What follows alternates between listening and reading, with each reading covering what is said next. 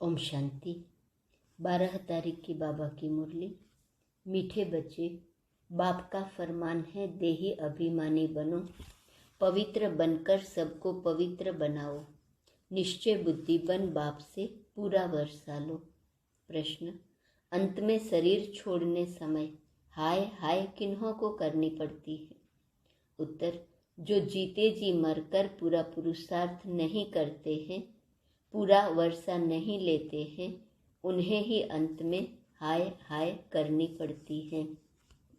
जीते जी मरकर पूरा पुरुषार्थ नहीं करते हैं, पूरा वर्षा नहीं लेते हैं, उनको अंत में हाय हाय करनी पड़ेंगी। दूसरा प्रश्न, इस समय अनेक प्रकार के लड़ाई झगड़े व पार्टीशन आदि क्यों है? उत्तर, क्योंकि सब अपने असली पिता को भूल आर्फन निधन के बन गए हैं।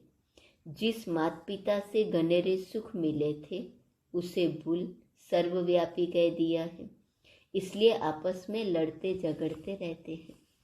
गीत ओम नमः शिवाय। ओम शांति। यह किसने कहा ओम शांति? आत्मा ने इस शरीर के कर्मेंद्रियों द्वारा कहा। आत्मा है अविनाशी, शरीर है विनाशी। आत्मा एक शरीर छोड़ दूसरा लेती है। आत्मा सबसे जास्ती 84 जन्म लेती है। इसको कहा ही जाता है 84 जन्मों का चक्र। ऐसे नहीं सभी 84 जन्म लेते हैं, नहीं, मनुष्य तो इन बातों को नहीं जानते हैं। गीत में भी सुना शिवाय नमः। ऊंचते ऊंच है शिव परमात्मा। वह है निराकारी दुनिया का रहने वाला, जहाँ सब आत्माएं रहती हैं। उनसे नीचे सूक्ष्म वतनवासी। ऊंचे ते ऊंचे भगवान की महिमा सुनी शिवाय नमः। तुम मात पिता, बंधु, सखा, सहायक, यह उनकी महिमा है। फिर कहेंगे ब्रह्मा देवताय नमः, वह रचयिता, वह रचना। फिर है यह मनुष्य सृष्टि। ऊपर में शिव बाबा निराकार, निराकारी दुनिया में रहने वाला। फिर सूक्ष्म वतन ब्रह्मा विष्णु शंकर। फिर यह है मनुष्य सृष्टि। इस मनुष्य सृष्टि में ही पावन और पतित बनते हैं। सतयुग में पावन, कलयुग में पतित है। भारत में आज से 5000 वर्ष पहले देवी देवता थे। वह सब थे मनुष्य, परंतु सर्वगुण संपन्न 16 कला संपूर्ण थे। यह है उन्हों की महिमा।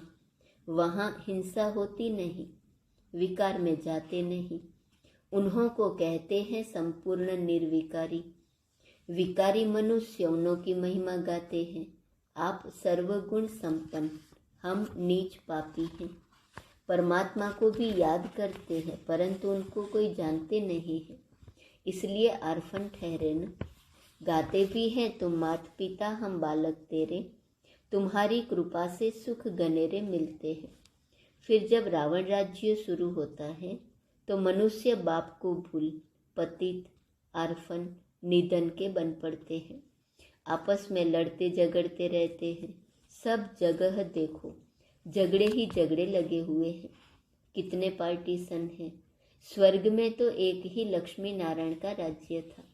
भारतवासी सारे विश्व के मालिक थे। अब तो टुकड़े टुकड़े हैं। यह समुद्र तुम्हारा, यह हमारा, यह धरती हमारी, यह तुम्हारी। पंजाब, यूपी, राजस्थान आदि आदि अलग अलग हो गए हैं। भाषा पर भी कितने झगड़े होते हैं, क्योंकि पारलौकिक माँ बाप को नहीं जानते हैं। भारत स्वर्ग था तो यह कोई बात नहीं थी, अब फिर स्वर्ग होना है। बाप बैठ समझाते हैं यह सृष्टि का चक्र कैसे फिरता है। बेहद का बाप बच्चों को कहते हैं तुम कितना बेसमझ बन पड़े हो। कहते भी हो हे परमपिता परमात्मा, फिर उनकी बायोग्राफी को नहीं जानते हो। बाप पतित पावन सदगति दाता भी है, तुम तो जानते हो। वह तो कह देते हैं ईश्वर सर्वव्यापी है। सर्वव्यापी कहने से फिर वर्षा कैसे मिलेगा? जरूर बाप चाहिए ना वर्षा देने वाला। लौकिक बाप बच्चों को पैदा करे और फिर पूछो तुम्हारा बाप कहाँ है, तो क्या सर्वव्यापी कहेगा? अरे बेहद का बाप तो रचयिता है न, उसको ही सब भगत पुकारते हैं। हे पतित पावन, शिव बाबा आकर हमको पतित से पावन बनाओ। जैसे स्वर्ग में पावन थे वैसे फिर हमको आकर पावन बनाओ। हम बहुत दुखी हैं। जब से रावण राज्य शुरू होता है तो सब मनुष्य पतित होने लग पड़ते हैं। दर दर धक्के खाते रहते हैं। समझते हैं सब में परमात्मा है। मूर्तियां ठिक्कर भीतर की बनी हुई है न, तो समझते हैं इसमें भी भगवान है। अरे पत्थर में भगवान कहाँ से आया? वह तो परम धाम में रहता है। कितने ढेर चित्र बनाते हैं, फिर जब पुराने हो जाते हैं तो फेंक देते हैं। यह है गुड़ियों की पूजा। कहते हैं हे बाबा हमको सदगति दो। सर्व का सदगति दाता एक ही पतित पावन शिव बाबा है। उनको सब मनुष्य भूल गए हैं। उनको सब याद करते हैं। सबका पतियों का पति अथवा बापों का बाप वह है। बाप कहते हैं बच्चे अब पावन बनो। तुम्हारी आत्मा अब पतित हो गई है, खाद पड़ गई है। सच्चे सोने में खाद डालने से अथवा अलाय पड़ने से सोने का मूल्य कम हो जाता है। तो यह भी तमो प्रधान दुनिया है। पहले गोल्डन एज में थे तो संपूर्ण निर्विकारी थे। फिर सिल्वर की खाद पड़ी, फिर कॉपर आयरन में आते हैं। आत्मा पतित होती जाती है। अभी तो बिल्कुल ही आयरन एजेड हो गई है। वही भारत सतो प्रधान था, अब तमो प्रधान बन गया है। जो पहले पहले थे जरूर उन्हों को ही पूरे 84 जन्म लेने पड़े। क्रिश्चियन आते ही बाद में है। वह 84 जन्म तो ले न सके। वह 35-40 जन्म करके पाते होंगे। सृष्टि की आयु भी अब पूरी होती है, फिर नई बनेगी। नई दुनिया में है सुख, पुरानी दुनिया में है दुख। पुराने मकान को तोड़ा जाता है न। पुरानी दुनिया में तो सब दुखी है। फिर इन सब को सुखी बनाने वाला तो बाप ही है। सतयुग में जो भी आत्माएं थी वह सुखी थी। बाकी सब आत्माएं शांति धाम में थी, जिसको फिर साइलेंस वर्ल्ड कहा जाता है। साइलेंस वर्ल्ड, फिर सटल वर्ल्ड अर्थात सूक्ष्म वतन। वहाँ शरीर ही नहीं है तो आत्मा आवाज कैसे करेंगी? तो अभी सब आत्माएं तमो प्रधान है, इसलिए इसको आयरन एज कहा जाता है। पहले गोल्डन एज में थे, अब फिर बाप आकर गोल्डन एज में ले जाते हैं। मनुष्य को देवता बनाते हैं। सतयुग में स्त्री पुरुष दोनों पवित्र रहते हैं। उनको राम राज्य कहा जाता है। अभी तो है रावण राज्य। एक दो पर काम कटारी चलाकर दुखी करते रहते हैं। भगवान कहते हैं बच्चे काम महाशत्रु है, इसने ही तुमको दुखी किया है। तुम बच्चे गिरते आए हो। अभी तो कोई कला नहीं रही है। फिर 16 कला संपूर्ण बनाने बाप आए हैं। इसमें सन्यासियों के माफिक घरबार तो छोड़ना नहीं है। पावन दुनिया में जाने के लिए यह अंतिम जन्म तुमको पवित्र जरूर बनना है। जो बाप द्वारा पवित्र बनेंगे वही पवित्र दुनिया के मालिक बनेंगे। यहाँ तुम बच्चे आए हो बाप के पास। यह हेड ऑफिस है जहाँ सब आते हैं।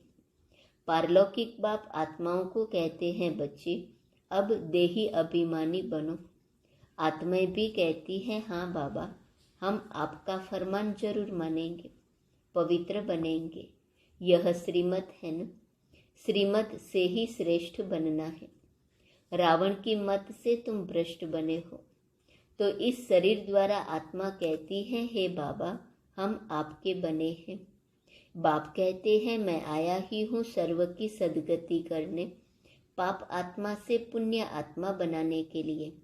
तो पवित्र जरूर बनना है। पहले जब पवित्र बन ब्रह्मा कुमार कुमारी बने तभी शिव बाबा से स्वर्ग के सुख का वर्षा पाए।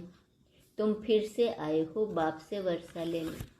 तुम जो देवी देवता धर्म के थे तुमने ही 84 जन्म लिए हैं। अभी वह देवी देवता है नहीं। देवताएं जो पतित बने हैं वही आकर पावन बनेंगे। जो आए ही बाद में हैं वह स्वर्ग में जा न सके। जिन देवी देवता धर्म वालों के 84 जन्म पूरे हुए हैं उन्हों को ही फिर से देवता बनना है। बाबा कहते हैं, मैं ही आकर ब्रह्मा द्वारा देवी देवता बनाता हूँ। पवित्र बनने बिगर तुम देवी देवता बन नहीं सकते हो। इन बातों को समझेंगे वही जो आकर ब्रह्मा कुमार कुमारी बनेंगे। प्रजापिता गाया जाता है न। मनुष्य सृष्टि का जगत पिता और जगत अम्बा। उन्हों के इतने बच्चे कैसे होंगे? अभी है ब्रह्मामुख वंशावली, सब मम्मा बाबा कहते हैं। कैसे बच्चे बने? शिव बाबा ने ब्रह्मा द्वारा तुमको अपना बनाया है। तुम शिव बाबा को याद करते हो, उससे स्वर्ग का वर्षा लेने। तो सब ब्रह्मा कुमार कुमारियां आपस में भाई बहन ठहरे। यह है युक्ति। बाबा कहते हैं, तुम गृहस्थ व्यवहार में बल रहो, परंतु कमल फूल समान पवित्र रहो। यह करके दिखाओ। घर बार छोड़ने की बात नहीं है। अपनी रचना की संभाल भी करो। सिर्फ पवित्र रहो तो इन देवताओं जैसा फिर बनेंगे। देवी देवता धर्म की स्थापना तो जरूर होनी है। बाप बच्चों को सन्मुख बैठ समझाते हैं। यह मधुबन है हेड ऑफिस। कितने सेंटर्स खुलते रहते हैं। जो कल्प पहले ब्रह्मा कुमार कुमारियां बने थे वही फिर ब्राह्मण से देवता, फिर क्षत्रिय, वैश्य, शूद्र बनते आए हैं। अब फिर ब्राह्मण बनना पड़े। चोटी ब्राह्मणों की है न। इन वर्णों से पास करना होता है। बाप कहते हैं, तुम सो देवी देवता थे, अब तुम फिर शूद्र से ब्राह्मण बने हो। सो देवी देवता बनने के लिए तुम पवित्र बनते हो। गायन भी है कुमारी वह जो 21 पीढ़ी का उद्धार करे। तुम सब ब्रह्मा कुमार कुमारियां हो। कुमार और कुमारियां तो दोनों चाहिए न। तुम हर एक को 21 पीढ़ी के लिए सदा सुख का रास्ता बताते हो। चलो अपने सुखधाम। यह है दुखधाम। अभी बाप को याद करना है। बाप कहते हैं, पवित्र बनो और मामेकम याद करो। कोई भी देहदारी को याद नहीं करो। बाप ही बैठ बच्चों को सुख गनेरे देते हैं। अभी कितना दुख है। दुख में ही भगवान को याद किया जाता है। बाप स्वर्ग में ले जाते, फिर वहाँ क्यों याद करेंगे? कहते हैं, हे प्रभु अंधों की लाठी, परंतु जानते कुछ भी नहीं। लक्ष्मी नारायण के आगे भी जाकर कहेंगे, तुम मात पिता हम बालक तेरे। अब वह तो है स्वर्ग के मालिक। वह थोड़े सबके मात पिता हो सकते हैं। कृष्ण एक राजधानी का, राधे दूसरे राजधानी की, फिर उनकी सगाई हो जाती है। स्वयंवर के बाद फिर नाम बदल जाता है। विष्णु के 2 रूप लक्ष्मी नारायण बनते हैं। दीप माला पर महालक्ष्मी को बुलाते हैं न, वह है युगल। अभी तुम कामचित्ता से उतर ज्ञान चित्ता पर बैठते हो। तुम हो सच्चे ब्राह्मण। तुम पवित्रता की प्रतिज्ञा कराते हो। बेहद का बाप कहते हैं, पवित्र बनो तो पवित्र दुनिया के मालिक बनेंगे। घर बैठे भी याद कर सकते हो। बाबा कहते हैं, तुम सबको मेरे पास आना है। मरना तो सबको है। यह वही महाभारत की लड़ाई है। यहाँ है यौवनों की लड़ाई। सतयुग में कोई लड़ाई आदि होती नहीं। बाप कहते हैं, तुम इस रावण पर जीत पहनो, बाकी लड़ाई आदि की कोई बात नहीं। यह महाभारत की लड़ाई भी लगती है, बाकी थोड़े बचेंगे। भारत है अविनाशी खंड, बाकी खंड खत्म हो जाएंगे। बाप सबको वापिस ले जाएंगे। बाप सर्व की सद्गति करते हैं, आत्माओं को वापिस ले जाते हैं। अभी तुम बाप से वर्षा ले रहे हो। सन्यासी तो दे न सके, वह कोई स्वर्ग का रचयिता थोड़े ही है। अभी स्वर्ग की स्थापना हो रही है, बाकी नर्क के मनुष्य मात्र सब खत्म हो जाएंगे। मरना तो है, क्यों न जीते जी वर्षा ले लेवे, नहीं तो हाय हाय करेंगे। कुंभकर्ण की आसुरी नींद से अंत में जागेंगे। अभी सारे चक्र की नॉलेज तुम्हारी बुद्धि में है। तुम ही पूज्य थे, फिर पुजारी बने, फिर पूज्य बनते हैं। पावन राजाएं भी थे, पतित राजाएं भी थे, अब 9 राजा। प्रजा का प्रजा पर राज्य है। फिर सृष्टि को चक्र खाना है, सतयुग में आना है। शिव बाबा इनके मुख से कहते हैं तुम हमारे बच्चे हो। तुम भी कहते हो बाबा हम आपके बच्चे हैं। यह है मुख वंशावली। तुम ईश्वर का परिवार हो। भगवानुवाच, एक बाप को याद करो। हम आत्माएं अब स्वीट होम में जाती हैं, जहाँ बाबा रहते हैं। फिर बाबा स्वीट स्वर्ग में भेज देते हैं। वहाँ भी शांति और सुख है। तुम यहाँ आए हो पवित्रता, सुख, शांति का वर्षा लेने। 21 जन्मों के लिए यह पढ़ाई है। तुम यहाँ के लिए नहीं पढ़ते हो। यह है ही मृत्यु लोक। तुम अमरनाथ द्वारा अमर कथा सुन अमर बनते हो। जो बाप से आकर समझेंगे वही पवित्रता की प्रतिज्ञा करेंगे, वही फिर आकर वर्षा लेंगे। ब्रह्मा कुमार कुमारियाँ तो ढेर के ढेर होते जाएंगे। दिन प्रतिदिन सेंटर खुलते जाएंगे। शूद्र से ब्राह्मण बनते जाएंगे।